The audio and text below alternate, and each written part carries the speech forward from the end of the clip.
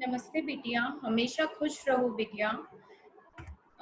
I, Dr. Aarti Bansal, Associate Professor, Department of Pathology, Jyoti Vidyapeeth Women's University, had made these lectures for my students. Today's topic of concern is a hookworm. If you have any query regarding lecture, please mention it in comment box. I will try to resolve it. So we will start with the hookworm. It is a very small parasite.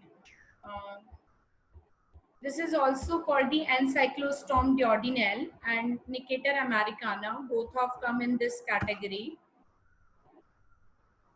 So we will talk about the hookworm. Hookworm causes the hookworm disease, which is one of the 5 major parasitic disease in the China. Like first one is the malaria, second is schistosomiasis, third is filariasis, Kala Azar, and hookworm disease. At least 2 species of hookworm infect the man. One is the Nicator americana and second one is the Ancylostom duodenale. These live in a small intestine.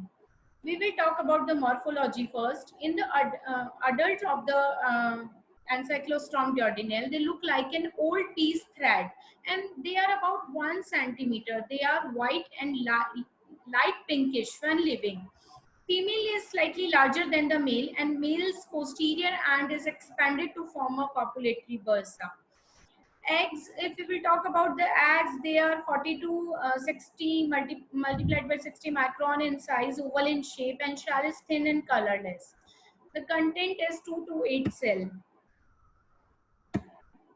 C. It is the mouth. It is the opening of Ancylostom duodenale. Scanning the electron micrograph of the mouth capsule of the Ancylostom duodenale, there is a presence of 4 teeth, 2 on each side.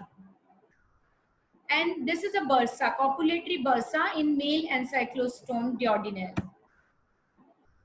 Left picture, copulatory bursa and spines of Nicator americana, and right picture is the copulatory bursa of the Ancylostom duodenale. There is the only difference of structure in Nicator americana and Ancylostom duodenale. The life cycle is almost same. There is everything same, but the structure is slightly different, and it is very difficult to find out the eggs of Nicator americana and Ancylostom duodenale. It is very difficult to differentiate. Morphologically, it is not possible to differentiate Ancylostom duodenale and Nicator americana. So, there are 2 larvae. In morphology, we will talk about the 2 larvae also, which is present in both the parasite, rhabditiform larva and filariform larva.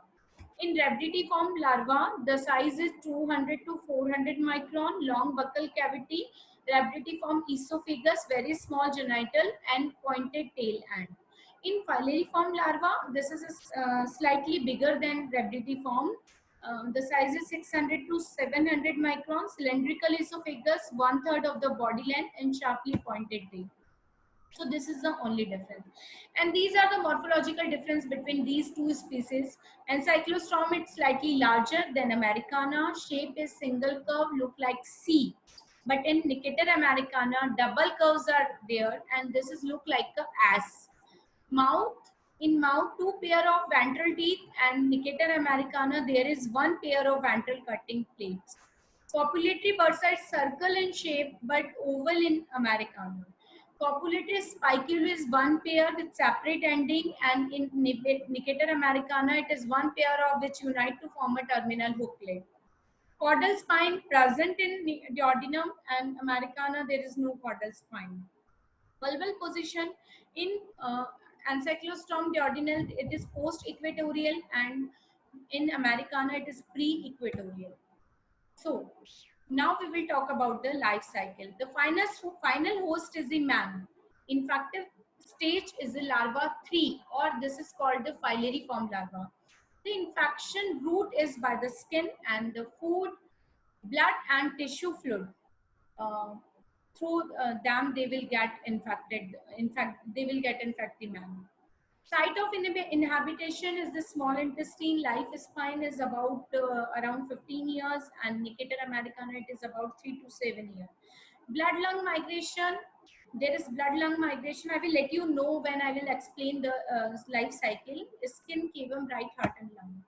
See, in life cycle, you just see these are the egg in feces.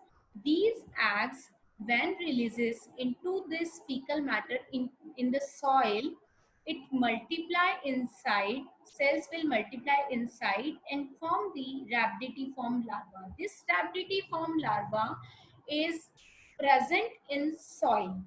When person, human being come in, there is no other host, only man is the only host. When this filariform larva come in contact with the person, healthy person, the it penetrate through the skin. Most of the time it is with the lower limb. So it is penetrate the skin, come into circulation, and through the circulation it reaches into the lung. When it reaches into the lung, the ciliary epithelium of the lungs move it into the trachea, and through the trachea it come into the mouth, and from the mouth, because cough is there, it is swallowed, it come into the pharynx, and it is swallowed and goes into the esophagus. This, when it reaches into the small intestine, this will convert into the adult male and female, where it fertilizes and produces the egg. These eggs releases and form the rhabditiform larva. When this rhabditiform larva hatches, it again convert into the filariform larva. So this filariform larva is the infective stage, and eggs are released in the man. Whole cycle goes into the man because fertilization occurs inside the man, so man is the only and definitive host. So here is the Encyclostrom duodenale, and here is the Nicator americana. You can see after this filariform larva, after penetration, reaches into the circulation, and through the circulation it migrate towards lungs, trachea, and go into mouth, and then pharynx.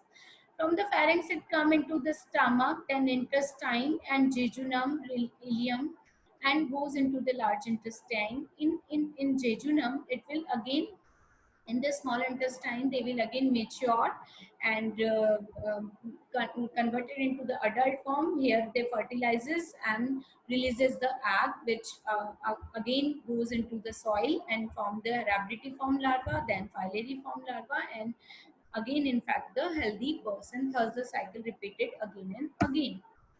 So larval migration, what are the clinical signs and symptom and pathogenesis of this parasite? So there is a larval migration causing the dermatitis known as a ground itch or stool poison. The larva penetrate the skin causing the allergic reaction, which is called as pataki or papule, which itching and burning sensation is there. Scratching lead to secondary infection. Then it is causing the pneumonitis because of allergic reaction, which because it is migrating in the lung. This is also called the Loeffler syndrome. There is a short question in your examination, what is the Loeffler syndrome? So you should know Loeffler syndrome, it is a cough, asthma, low fever, blood, pink sputum and hemoptysis, chest pain and inflammation shadows in the lung under X-ray. These manifestations go on about 2 weeks. This is because of migrating larva. Then adult in the small intestine, what it is causing, there is epigastric pain at the duodenum and that of the duodenal ulcer. A large warm burden result in microcytic hypochromic anemia. The symptoms are lassitude, edema, palpitation of heart. In severe cases, death may result from the cardiac failure or physical exhaustion, but it is very rare. Allotrophy, matlab orpisa, is due to the lack of trace element, that is iron. There is an amenorrhea, sterility, abortion may take place in the woman having symptoms of Ancylostrom duodenale. There is a gastrointestinal bleeding and infantile hookworm disease. You can see the ground itch and dew itch, and you can see the allergic manifestation because of infection with the filariform larva at the lab. These are the adult form in the small intestine. This is a cut section of intestine, and you can see the intestinal mucosa there. Diagnosis: hemoglobin is lower than 120 gram liter in man and 110 gram liter in women. And you can find the hookworm eggs. Method is the saturine brine flotation technique. These are the actually stool examination techniques, direct fecal smear and culture of larva. Treatment is albendazole and mebendazole. Epidemiology, it is worldwide. For the growth of this, we require the 20 to 26 degrees Celsius optimum temperature. and they are mainly prevalent in north of China. And prevention is sanitary disposal of night soil, individual protection, health education, cultivate the hygienic habits, and treat the patient in careers. This is all about the Encyclostom duodenale and Nicator americana. This is also called the hookworm. If you have any query, please mention it in comment box. Thank you so much. Bye bye.